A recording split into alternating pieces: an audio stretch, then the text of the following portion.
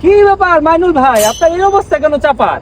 আর বললেন না ভাই, প্রতিদিন আমি ঘুমানোর দোয়া পড়া ঘুমাই। আচ্ছা আচ্ছা। তো আপনার ভাবি বললো কি, তুমি ঘুমানোর দোয়া পড়ে ঘুমাও কেন, বিপদ থেকে উদ্ধার হওয়ার দোয়া পড়ে ঘুমাইতে পারো না?